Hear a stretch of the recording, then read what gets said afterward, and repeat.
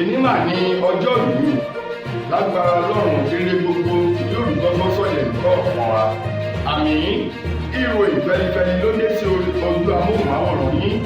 láti ìkànnì ayélujára Feli-feli TV. Lónìí ti ṣọjọ́ Wednesday ọjọ́ kẹrìndínlógún nínú oṣù kẹjọ ọdún 2023. Fún mi Adénúgà ní oníròyìn. Síwájú kẹ́ ẹ tó gbọ́ ìròyìn ọ̀hún, ẹ jẹ́ ká ṣe omi à ń bọ̀.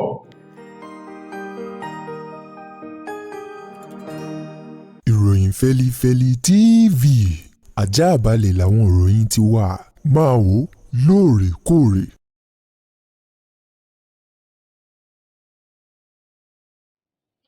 Ẹ káàbọ̀ padà.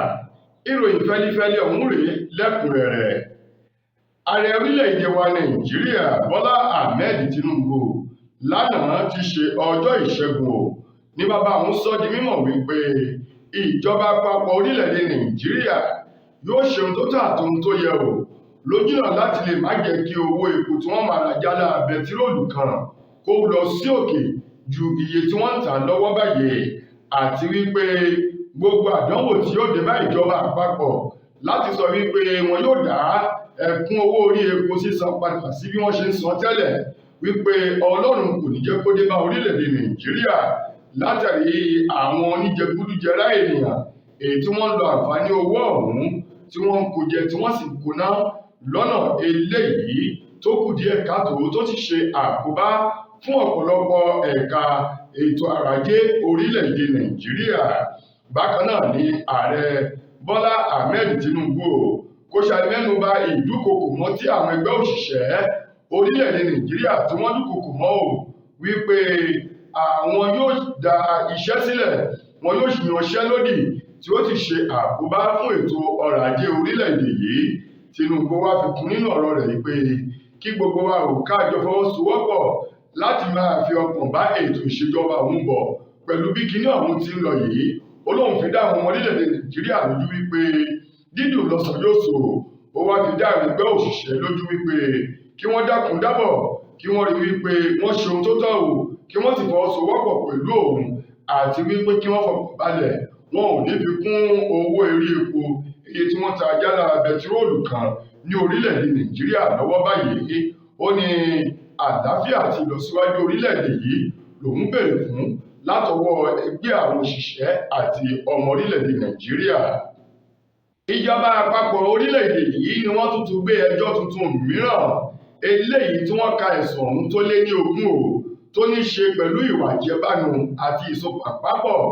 láti kówó orílẹ̀-èdè yìí ná lọ́nà tí ò bófin mu, èyí tó tó owó ọ̀hún tó jẹ́ wípé díẹ̀ belenja báyìí ń ló fi dí o ní mílíọ̀nù 7 náírà, èyàn 6.9 bílíọ̀nù náírà.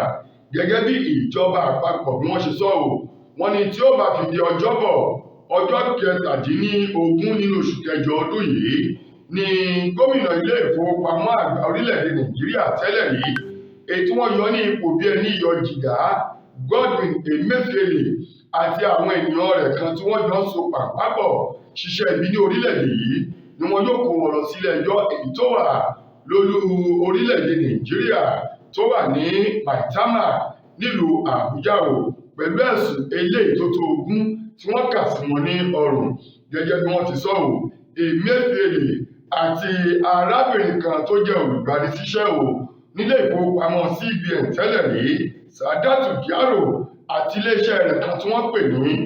April 1616, gbogbo wọ̀nyí pẹ̀lú ẹ̀sùn bíi 20 tí wọ́n kà sí wọn lọ́rùn tó ní í ṣe pẹ̀lú ìwà ìjẹbánu, kíkó owó orílẹ̀-èdè yìí ná lọ́nà eléyìí tó kù díẹ̀ káàtó.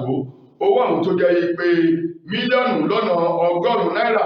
ló fi dín nínú bílíọ̀nù 7 náírà 6.9 bílíọ̀nù náírà. Wọ́n ní wọn yóò bẹ̀rẹ̀ sí ní tún máa jẹ́ ẹjọ́ yìí tó jẹ́ pé ẹjọ́ tuntun ọ̀ṣàrà èyí tí wọ́n kà sí Emefiele àti Sàdátù Gyaro tó ń tẹ àwọn tó kù rẹ̀ lọ́rùn lẹ́jọ́ òun yóò bẹ̀rẹ̀ ní ọ̀la tí í ṣe ọjọ́bọ̀ nílùú Àbújá. Ṣé yóò bá bọ̀? Wọ́n ní ohun tẹ́nìkan tó rí tí ń yọ̀ lẹ́nu mìíràn rí tí ń banújẹ́ sí o. Àdíá fún ìròyìn yìí tó gbé mi lọ sí ìpínlẹ̀ Kwara lọ́hùn-ún. Àwọn mùsùlùmí tó jẹ́ igun mùsùlùmí kan ní ìpínlẹ̀ Kwara lọ ni àwọn ò gbọdọ̀ gbọ́ pẹ́kẹ́ o ohunkóhun tó bá ti ní ṣe pẹ̀lú ìṣẹ̀ṣe tàbí ọdún Ifá o nínú Ìlọrin tí ṣe olúlu ìpínlẹ̀ Kwara pẹ̀lú bí wọ́n ṣe ń palẹ̀ ọdún ìṣẹ̀ṣe mọ́ èyí tí ó wáyé ní 20 oṣù kẹjọ ọdún tá a wà yìí gẹ́gẹ́ bí ìjọba bí wọ́n ṣe ya ọjọ́ ọ̀hún sọ́tọ̀ àwọn igun mùsùlùmí ọ̀hún èyí tí wọ́n gbé ọ̀rọ̀ náà jáde o nílùú Ìlọrin tí ṣe olúlu ìpínlẹ̀ Kwara lọ ni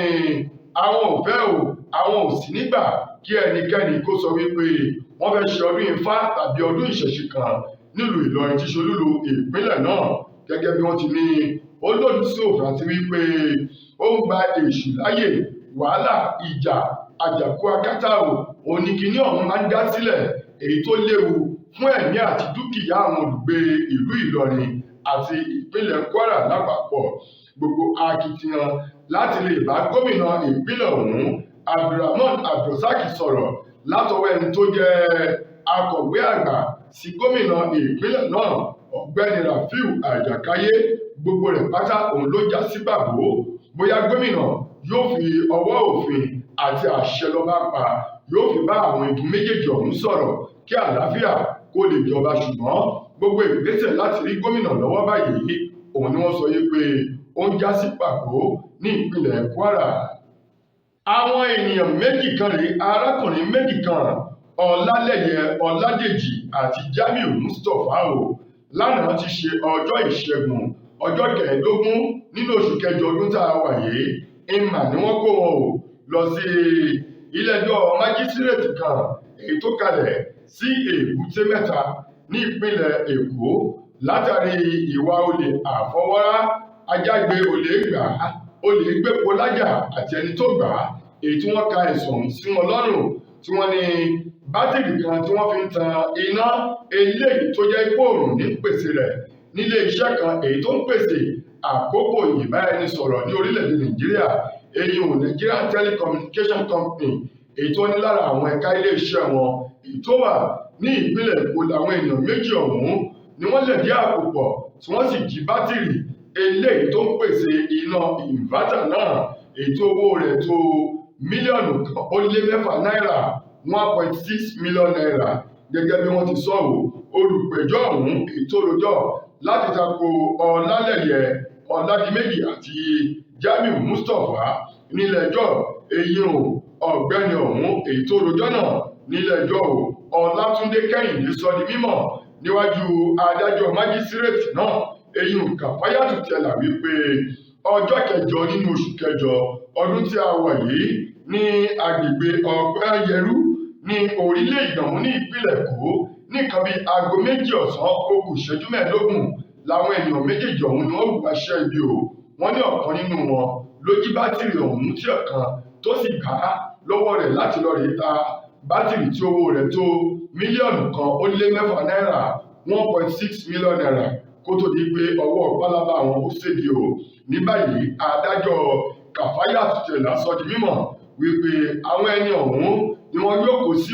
ọgbà pamọ́ títí di ìgbà tí wọn yóò fi rí owó ìtanràn eléyìí tí wọ́n ní wọn yóò san 300,000 ènìyàn kọ̀ọ̀kan wọn o pẹ̀lú onídùúró méjì tóun náà ní dèdè owó ọ̀hún tó sì jẹ́ olùgbé ìpínlẹ̀ Èkó tó ń sanwó orí kí wọ́n kó wọn sínú ọgbà pamọ́ tí wọ́n sì sún ẹjọ́ náà sí ọjọ́ 10 oṣù kẹwàá ọdún tí a wà yìí. Lákòótán nínú ìròyìn wa fún tòní gbajúgbajà akọrin takasufe tó ń kọrin afrobeat lórílẹ̀‐èdè yìí tí ṣọmọ orílẹ̀‐èdè wa Nàìjíríà Adékúnlé Kòsọ́kọ́ tí gbogbo èèyàn mọ̀ sí Adékúnlé Gold ló ní lótìtọ́ àti lódodo bí egbò ògùn ẹni bá dáni lójú àfi gbárí ni o àti bí egbò ẹni bá mọ̀ jò orí a máa ya tọ́kùn ó ní gbogbo ìgbà nínú òun máa dùn orí òun sì máa ń wò láti sọ fún gbogbo àwọn olólùfẹ́ àwọn àti gbogbo àgbáyé wípé tó bá ń pe lára àwọn olórin ìgbàlódé tó jẹ́ olórin takasufe tó sì ní àwọn elégbè èyí tó dágájá tó gbangba sùnlọ́yẹ̀ ó ní òun ni àkọ́kọ́ ní orílẹ̀-èdè Nàìjíríà láàrin àwọn sàwáwù tí wọ́n jọ ń kọrin ìgbàlódé takasufe ọ̀hún Adékúnlé Gold tó ní gbogbo ìgbà tóun bá ń bẹ lórí àpèrè láàrin sí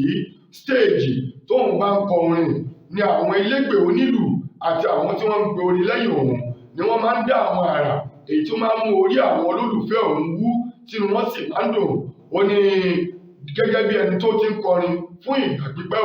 olórin tí àwọn olólùfẹ́ òun tí wọ́n fẹ́ gbọ́ ní ìta lórí àpèrè lásìkò tóun bá ń kọrin níwájú wọn ó gbọ́dọ̀ yàtọ̀ sí nǹkan tí wọ́n ń gbọ́ lórí rédíò tàbí nínú mọ́tò wọn. Ó gbọ́dọ̀ múnú wọn dùn kó sì mú orí wọn wú. Ìdí rèé tí Adékúnlé Gold tó fi ní inú òun dùn pẹ̀lú àwọn elégbè onílù èyí tí ń bẹ lẹ́yìn òun gẹ́gẹ́ bí Ọlọ́run bó ṣe fi wọ́n bó ṣe fi ta òun lọ́rẹ. tó ẹ̀yin ará, ìròyìn Feli-feli kò ní jù báyìí lọ láti kàn ayélujára Feli-feli TV lónìí ti ṣe ọjọ́rú ọjọ́ kẹrìndínlógún nínú oṣù kẹjọ ọdún 2023 títí dojúmọ́ ọ̀la tẹ́tùmọ̀ aláǹfààní sọ́ọ̀tù òdìmí. Mo gbà ládùúrà wípé ilé òòrùn dé wa ọ̀nà náà wá àyùkú tiwa fún mi àdéhùgà lórí ẹṣin gan ni o.